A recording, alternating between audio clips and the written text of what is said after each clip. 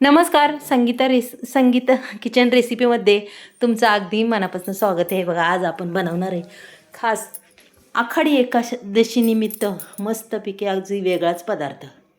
चला, इथं 10-15 मिरच्या आहेत.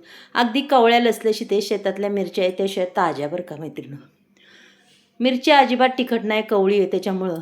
पण आज ह्या मिरच्यांपासूनच आपल्याला अगदी नवीनच अशी रेसिपी करायची, की ती रेसिपी तुम्हालासुद्धा आवडणार.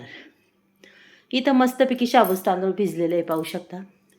इथं मी 3 बटाटे घेतलेले आहेत सोलून, उकडलेले बटाटे.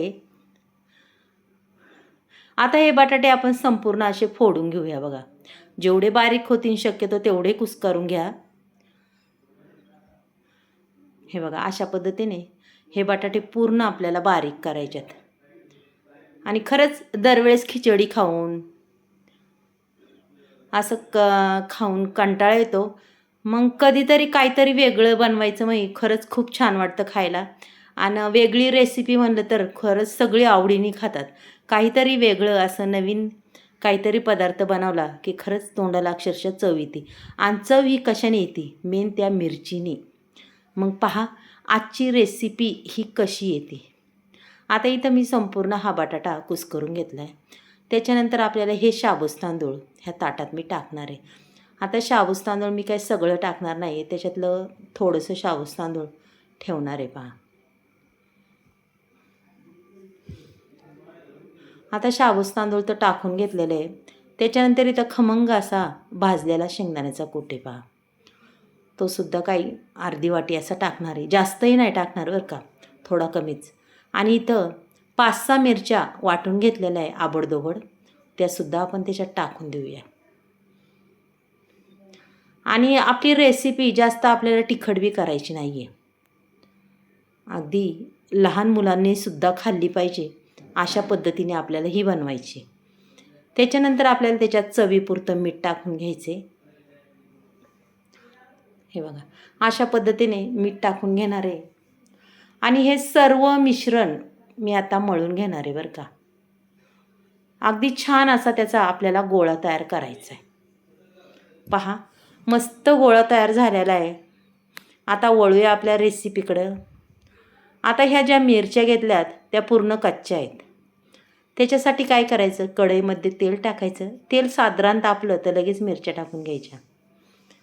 मिरची आपल्याला हलकी फुलकी ह्या तेलामध्ये हलवायची.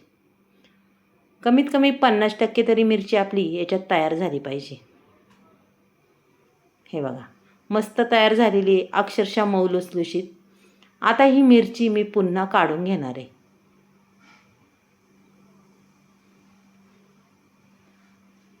पहा, मिरच्या संपूर्ण काढून घेतलेल्या आहेत आपण. आता चला रेसिपी वळूया. आपण जो गोळा तयार केलेला आहे त्याच्यानंतर हे बघा, असं हातावर थापून घ्यायचं. हे हातावर थापून घेतल्याच्यानंतर मिरची मधोमध ठेवायची. आणि अक्षरशः छान असा स्नॅक.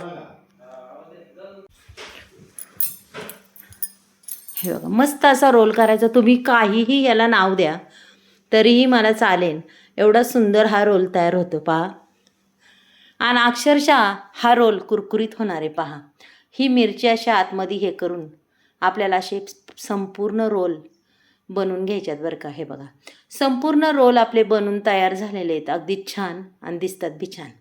चला, इकडं तेलही तापत आलं आहे. चला आता सोडूया आपण तेलात. जास्तही कडक तेल करायचं नाही आहे, मापातच तेल ठेवायचं. आणि अगदी मस्त असे हे आपल्याला तळून घ्यायच्यात. आता पहा, कलर बी एवढा सुंदर येतो आणि अक्षरशः वरून कुरकुरीत आतून सॉफ्ट असे एकदम क्रिस्पी होणारे. क्रिस्पी क्रंची तुम्ही काय म्हणसान ते नाव देसान ते. हे बघा मैत्रिणी, छान रंग येत चाललेला आहे आणि दिसतात बी खूप छान. आणि ज्यावेळेस आपण असं खातो हे, त्यावेळेस त्या मिरचीची चव आणि त्याची चव अक्षरशः अप्रतिम अशी लागते. आणि आपल्या शेतातली मिरची म्हणजे अक्षरशः चवदार, खूप छान लागते. पहा, काय सुंदर कलर आला आहे, पाहू शकता तुम्ही. चला आता एक घाण आता आपला हा तळून झालेला आहे. अजिबात तेलकट होणार नाही आहे. पहा आता इथं तिन्ही मी काढून घेतलेत. चला आता पुढचेही मी तळून दाखवते. खूप छान हे खायला मस्तपैकी रंग चढलाय.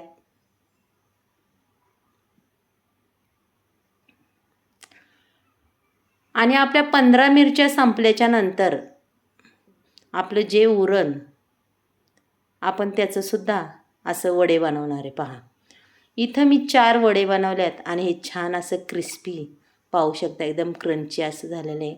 आता तुम्हाला शक्यतो आवाज नाही येणार, मग सांगा. आणि मस्तपैकी इथं शेंगदाण्याची चटणी. तुम्हाला जर मैत्रिणींनो ही आजची रेसिपी आवडली तर नक्कीच एक लाईक, एक सबस्क्राईब करा. कुणी नवीन असेल त्यांनी करा आणि माझ्या व्हिडिओ शेअर करा. की तुम्हाला आजची रेसिपी कशी वाटली नक्कीच मला कमेंट बॉक्समध्ये सांगा मैत्रिणींनो. चला मग उद्या भेटूया आपण. बाय.